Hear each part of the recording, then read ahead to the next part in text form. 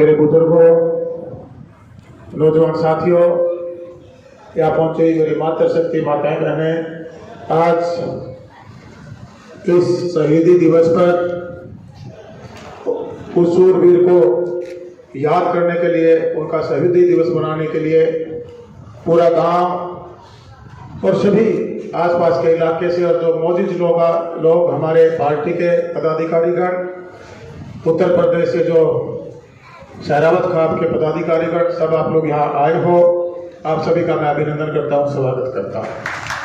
और यहाँ पहुँचने पर आप लोगों ने, आप ही का बेटा हूँ, आप ही का खून हो, आपने जो ढोल नगाड़ों के साथ फूलों की वर्षा करके, फूल मालाओं से और हमारे सर्व समाज का मान सम्मान पगड़ी पहनाकर जो परिवार की तरफ से, मेरे अपने परिवार की तरफ से, ग्राम पंचायत की तरफ से आपने सम्मान दिया, उसके लिए नतमस्तक होकर आपके चरणों को स्पर्श करते हुए आपका अभिनंदन करता हूँ, स्वागत करता हूँ। मेरे पास जब गांव का प्रोग्राम लेने के लिए भाई साहब गए, सतवीर जी और काफी कमेटी के सभी साथी थे, कई बार जा चुके थे, लेकिन गांव में प्रोग्राम देना पॉसिबिलिटी नहीं है। मैंने 3-4 दिन रिक्वेस्ट की, जी मैं आप अपने काम दे दीजिए, मैं उनको पूरा करवाने का कार्य करूंगा, लेकिन इन्होंने कहा नहीं जी, आप पे हमारा अधिकार है, चाहे आप 6 महीने बाद आए, आपको आना पड़ेगा। ये पीछे लग के मैंने लेके यहाँ लाके मारने 3-4 बार आने के बाद मुझे भी लगा इतना समय, इतना प्यार आप मेरे साथ रखते हैं तो मेरा भी फर्ज बनता है, ड्यूटी बढ़ती है कि मैं आके आपका मान सम्मान बढ़ाऊं, इसलिए आज आपके बीच में हाजिर हुआ हूं। आप सब जानते हैं आज जननायक जनता पार्टी और भारतीय जनता पार्टी की गठबंधन की सरकार हरियाणा प्रदेश में हम लोग चला रहे हैं। तो हाड़ा हल्का मेरा विधानसभा क्षेत्र है, तो हाड़ा हल्का मेरा विधानसभा क्षेत्र, और मेरा सौभाग्य यह है कि मैं किसी पॉलिटिकल परिवार से बिलोंग नहीं करता। हमारे घर में तो अगर मैं मेरे पूर्वजों की बात करूं, मेरे पिताश्री, मेरे दादाश्री, उनसे पहले के जो हमारे वंशज रहे, शायद गांव के मेंबरी का चुनाव भी शायद किसी हमारे सदस्य ने ना लगा, लेकिन ये फख्र की बात है, मैं गर्व अपने आप पर महसूस करता हूं कि ऐसे परिवार में मेरा जन्म होना, ऐसे बुजुर्गों के द्वारा मेरी परवरिश होनी, जिन्होंने इस देश की आजादी की लड़ाई लड़ी। मेरे दादा साहब कैप्टन उमराव सिंह आजाद हिंद फौज में कैप्टन थे। नेताजी सुभाष चंद्र बोस जी के साथ मिलकर जो आजाद हिंद खड़ी की, उनमें हमारे दादा साहब थे। एक संघर्ष इस देश की आजादी के लिए किया, उन्हीं की प्रेरणा थी, उन्हीं के संस्कार थे कि हमारी जो पारिवारिक ड्यूटियां हैं तो हम सब बड़ी बाखूबी से, बड़ी ईमानदार से, बड़ी मेहनत के साथ निभाते हैं, लेकिन उसके साथ साथ हमारी और भी ड्यूटियां हैं। परमात्मा ने हमें तो सर्वश्रेष्ठ जीवन इंसान के रूप में जन्म दिया है। पारिवारिक ड्यूटी के साथ साथ हमारी सामाजिक ड्यूटी, इस देश और जहां हम रहते हैं प्रदेश, उस गांव के प्रति भी ड्यूटियां बढ़ती हैं। ऐसी शिक्षा दीक्षा, ऐसी परवरिश हमारे बुजुर्गों ने, खास तौर से मैं अपना प्रेरणा स्रोत अगर किसी को मानता हूं तो मेरे दादा साहब को मानता हूं और मेरे पिताजी को मानता हूं, क्योंकि उन्होंने हमारे अंदर ऐसी शिक्षा दी, ऐसा उनका खून हमारी नसों में दौड़ रहा है, जिन्होंने देश की भी आजादी की लड़ाई लड़ी और सामाजिक जो ताना बाना था उसमें भी पारिवारिक जो प्रतिष्ठा होती है उसको बढ़ाने का काम किया।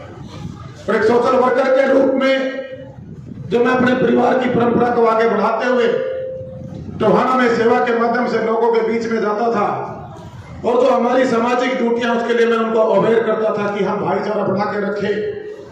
परमात्मा ने इंसान के रूप में जन्म दिया है, इंसानियत की सेवा करें। मंदिर मस्जिद गुरुद्वारों में हम सब जाते हैं, उस परमात्मा को, किसी गुरु को मानते हैं, वो बड़ी अच्छी बात है, लेकिन समाज का जो ताना बाना कमजोर होता जा रहा है, जो मैंने महसूस किया एक सोशल वर्कर के रूप में कि जहां हमारे माता पिता को जिस ढंग से हमें सम्मान देना चाहिए, भाईचारे को जिस ढंग से हमें बनाकर रखना चाहिए, उसको जहां बड़े की ड्यूटियां होती है बड़ा निभाए, छोटे की ड्यूटी होता है छोटा निभाए, वहां कहीं ना कहीं उसमें कमजोरी मुझे महसूस हुई।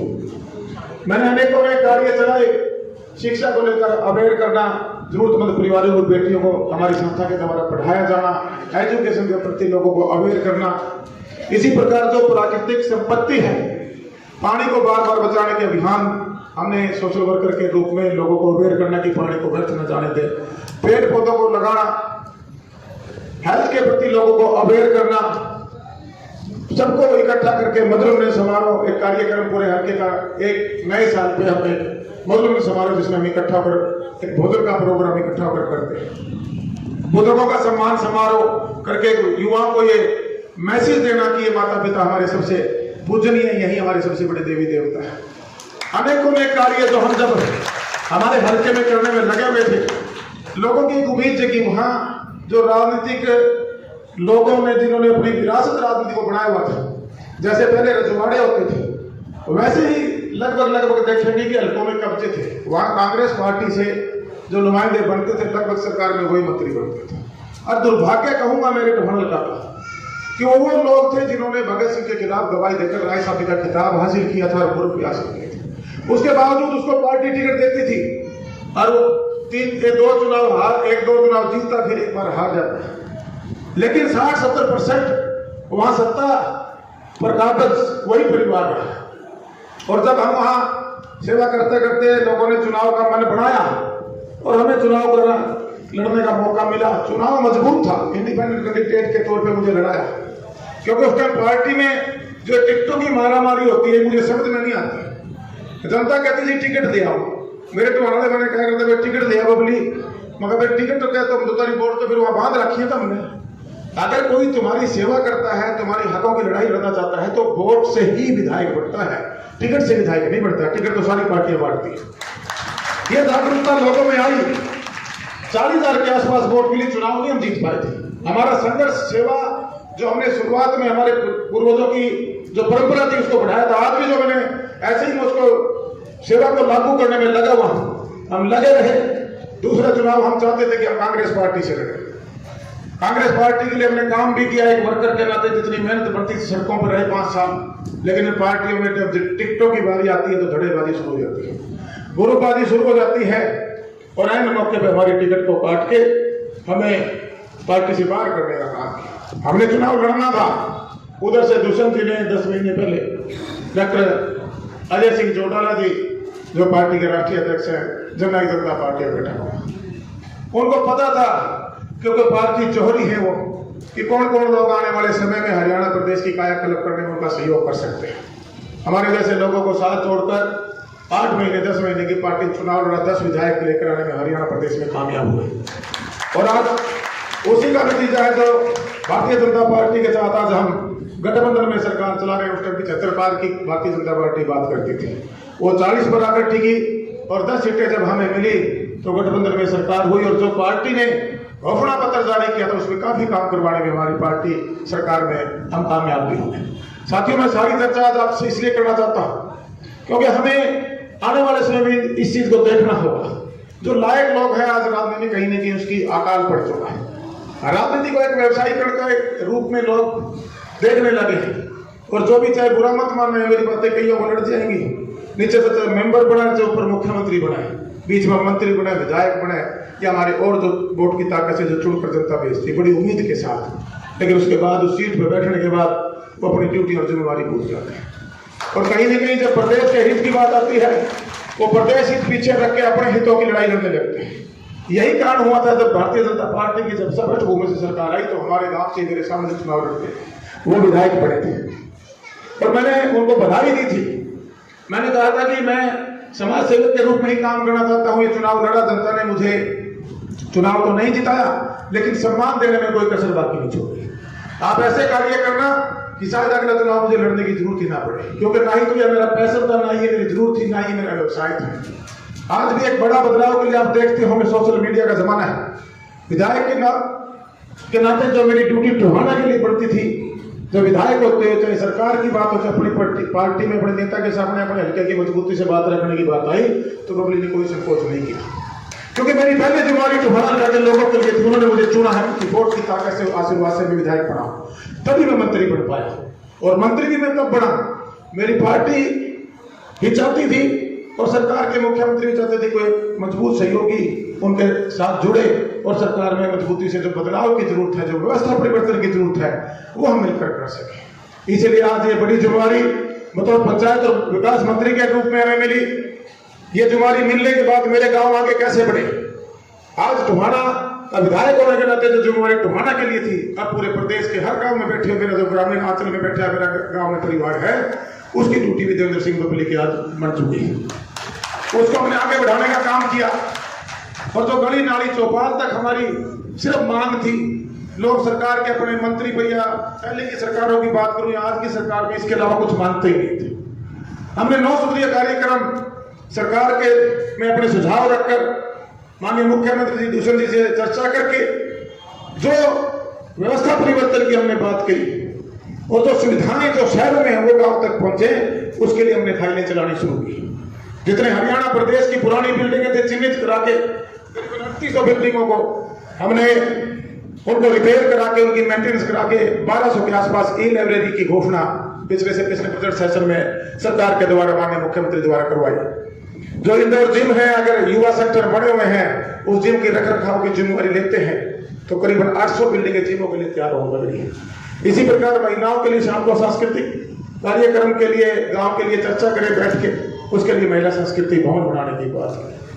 जोड़ों को हमने जो 18,000 जोड़ है, 11,000 प्रोजेक्टेड जोड़ है, उनमें से 3850 जोड़ जो पिछले 5 साल से सरकार प्रयास कर रही थी, जो धरातल पर काम नहीं उतर पा रहे थे, उन कामों को हमने अभी इसी 1.5 साल 2 साल के अंदर करीबन 2-2.25 जोड़ों के काम आज हरियाणा प्रदेश में चले हुए हैं।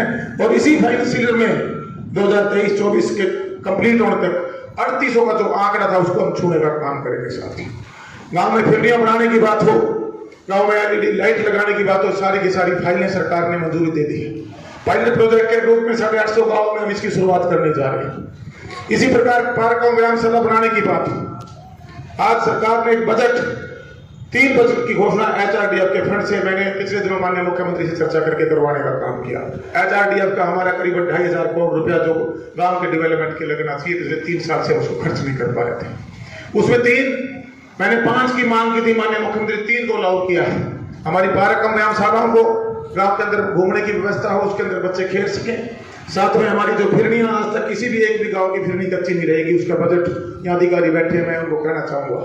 और हमारे जो शिवधाम है उनको बाउंड्री, गेट, पानी की व्यवस्था, शेड वगैरह 4-5 सुविधाओं के साथ लैस किया जाए। इसी प्रकार साथियों स्कूलों को हम कैसे बेहतर कर सके, मनरेगा के अंदर हमने टारगेट दिए सभी जिलों को, सीओ को, हमारे जो अधिकारी हैं उनको टारगेट दिए कि आप हर जिले के अंदर जहां कंस्टिट्यूंसी ज्यादा या कम है, अगर हम कंस्टिट्यूंसी वाइज जाएं तो 10 से 20 करोड़ रुपए के आसपास के काम आप मनरेगा के थ्रू करवाने का काम करें। साथ ही ये बदलाव आया, ई टेंडरिंग प्रणाली आने का विरोध हुआ, हमारे जो चुने लोग थे सारे मेरे विरोध में खड़े हो गए थे एक बार। लेकिन जब व्यवस्था परिवर्तन होती है तो तकलीफ होती है, और तकलीफ उन लोगों को होती है जिनका उसके अंदर इन्वॉल्वमेंट होता है। जो लोग उसमें से अपनी जेब भरना चाहते थे, जो लोग उसमें अपने तिजोरियां भरना चाहते थे, उन काफी लोगों को तकलीफें हुई। लेकिन मैं एक बात दावे के साथ कह सकता हूं, आज वो सब लोग भी समझ चुके हैं कि जनता ने आपको बड़े विश्वास के साथ चुना है। आज वो सरकार के डेवलपमेंट के कार्यों में सरकार के साथ खड़ी। मैं आम नागरिकों से भी अपील करना चाहूंगा, आप वोट देने के बाद 5 साल तक ये भूल जाते हैं, सोचते हैं कि सारा काम सरपंच करेगा, हमारी पंचायत करेगी, हमारा ब्लॉक समिति का साथी करेगा, या जिला परिषद बना दिए चुने लोग करेंगे, तारा विधायक करेगा, मंत्री बन गया वो करेगा। वो करेंगे, उनकी ड्यूटी है, संविधानिक राइट उनको मिले हैं आपकी वोट की ताकत से। लेकिन जब आम नागरिक उनकी निगरानी करनी शुरू करेगा, आम नागरिक पूछताछ करनी शुरू करेगा कि ये पैसा आया है, क्या ये सही रूप से लगा है या नहीं लगा, क्या ये पैसा समय से लग रहा काम डिले हो रहे हैं। अधिकारी कर्मचारी ऐसे नहीं है कि सारे के सारे गड़बड़ हैं, बहुत से अधिकारी अच्छे हैं, काम करना चाहते हैं। कुछ एक लोग हैं हमारे हरियाणा में कहावत भी है कि एक मैं सरिया लेट मारा हूं और फिर वो आवेगी, किसी का पुजड़ मारे, किसी का सींग मारेगी, सबने लपेट दी चलेगी। हमारे यहाँ एक हरियाणवी कहावत है कि एक गंदी मछली पूरे पानी को के तालाब के पानी को गंदा कर देती है। ये कहावतें ऐसी ही नहीं बनी, इसलिए बनी कि हमारी जो बुराइयां हैं वो बहुत जल्दी फैलती है और अच्छाई के लिए हमारा संघर्ष लगता है। इसलिए आज संघर्ष लगाने की जरूरत है। अपनी निगरानी कमेटियां बनाएं, गांव में जो डेवलपमेंट के कार्य है उनकी निगरानी करें, पेड़ पौधे लगाने के लिए जागरूक हो, उनको ऐसा ही नहीं लगा के छोड़ देना है। जैसे बच्चों को पालते हैं ऐसे हमारे पेड़ पौधों को पालने की जरूरत है। आने वाला समय कोई ज्यादा बढ़िया नहीं है जिस ढंग से हम प्रकृति के साथ खिलवाड़ कर रहे हैं, पानी इतना दोहन कर रहे हैं, बच्चों को गिफ्ट में क्या छोड़ के जाएंगे, पीने के लिए भी नहीं बचेगा, खेती तो बाद की बात है। इसी प्रकार जिस जगह से हम पेड़ पौधों को काट रहे हैं, नहीं लगा रहे हैं, सांस लेने के लिए हर की पीठ पे आने वाले 20-50 साल के अंदर ऑक्सीजन के आपको सिलेंडर लग के चलाना पड़ेगा। खाने के अंदर हम खेती में खुद किसानी मैं भी करता हूँ, मेरे भी हमारी भी खेती बाड़ी है और आप भी करते हैं, कितना पेस्टिसाइड हम यूज करते हैं। ये सोशल जो काज है सरकार इसके लिए जागरूक कर सकती है। प्रोग्राम चलाए सरकार ने, मेरा पानी मेरी विरासत, ये पानी आपकी विरासत है, इसको संभालें। एक पेड़ विश्वास का हमने चलाए, पिछले दिनों 5 से 7 तारीख तक ये कार्यक्रम चले, अब की बार 7 दिन चले। हमने डायरेक्शन दी सरकार में कि पौधे लगाए जाए, उनको बचाया जाए। मनरेगा के तहत 200 पौधों के ऊपर एक वॉलंटियर रखा, वो 2 साल तक उस पे देख रेख करने का काम करेगा। इस प्रकार की अनेकों योजनाएं जो काफी लंबा समय लग जाएगा, मैं चर्चा करूंगा, क्योंकि आप लोग भी काफी समय से इंतजार कर रहे हैं। इसलिए आपसे ये चर्चाएं साझा की है कि हमें हम नागरिक के नाते, चाहे हम किसी भी पद पर बैठे हैं, चाहे हम चुने लोग हैं, चाहे हम अधिकारी कर्मचारी, जो संवैधानिक राइट है, जो हायरार्की कहती है, जो सर्विस रूल बुक अधिकारियों को बताती है, उस ढंग से हमें काम करके अपने प्रदेश को आगे बढ़ाना है। आज हरियाणा प्रदेश की चर्चा पूरे हमारे देश में होती है। जब ये लाइब्रेरी की घोषणा हरियाणा प्रदेश ने की, अगले ही बजट सेशन में माननीय देश के प्रधानमंत्री जी ने पूरे प्रदेश, जितने भी राज्य हैं देश के, सब में इसको लागू करवाया। ये हरियाणा प्रदेश की पहल थी जो पूरे देश में लागू हुई। ये बदलाव तब होगा तब आम जनता इनके साथ जुड़ेगी, और हमारा प्रयास है चहुमुखी विकास मेरे गांव का हो। हर सुविधा जो शहरों में है, चंडीगढ़ तो हर गांव नहीं बन सकता, चंडीगढ़ जैसा नहीं बन सकता, लेकिन मैं ये कह सकता हूं कि जो शहरों में मूलभूत सुविधाएं हैं वो गांव की तरफ बढ़ेंगी, तो गांव के अंदर एक बहुत अच्छी व्यवस्था बनेगी, जिसकी वजह से लोग आज शहर की तरफ भागते हैं, वो प्लान भी रुकेगा। वो गांव के अंदर ही वो सुविधाएं सरकार का देने का मन है कि वो गांव के अंदर हम सुविधा दे सके। आज गांव की तरफ से एक मांग पत्र मेरे सामने आया है, जो हमारे सबसे पहले तो आपने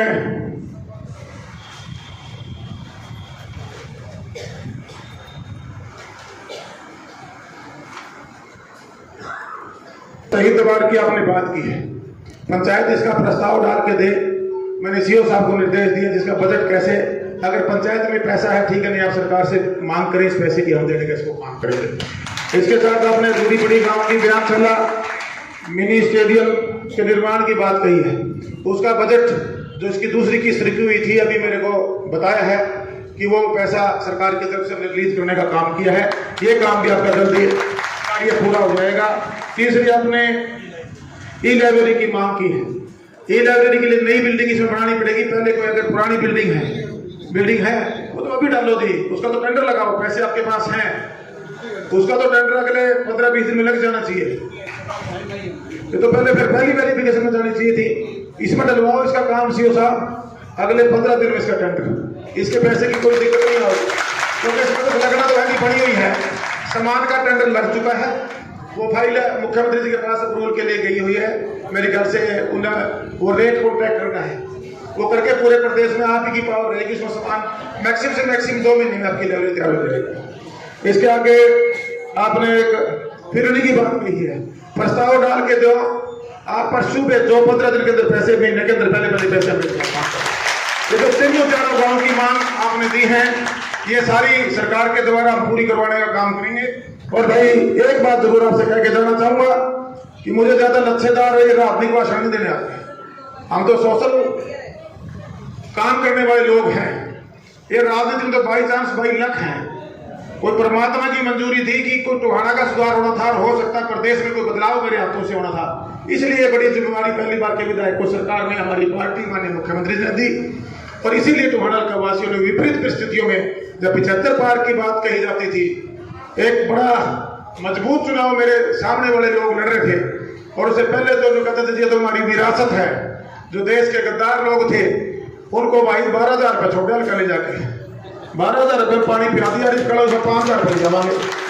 मैंने कहा भाई मैं पसंद नहीं आऊँ, किसी ने दे दो, देश के गद्दारों को वोट दे दे रही, अगर मैं मेरे काम भी पसंद आए किसी को दे देना, उनका हक ही नहीं है वोट मांगने का, वहां से चुनाव लड़ने का। जिन शहीदों ने इस देश को आजाद कराया ऐसे लोगों को पार्टी कांग्रेस पार्टी टिकट दे रही है। अब तो खैर नए चेहरे काफी आगे हैं, युवाओं में भी जोश है, वो काम करेंगे। आज आपने बुलाया, जो मान सम्मान दिया, मैं पूरे शहरात खाप का, सभी ग्राम पंचायत का आपका तहे दिल से आभार व्यक्त करता हूं, और आपका बच्चा हूं, जहां भी मुझे जरूरत पड़े मेरी ताकत को बढ़ाने का काम करना है। आज टोहाना ने मेरी ताकत बढ़ाई तो टोहाना में बल्ले बल्ले अपने कामों की करवा रखी है। अगर आप लोग प्रदेश में ताकत बढ़ा दोगे तो प्रदेश की बल्ले बल्ले हमने शुरू कर दी और बल्ले बल्ले कराएंगे। बहुत बहुत धन्यवाद। जय हिंद, जय भारत।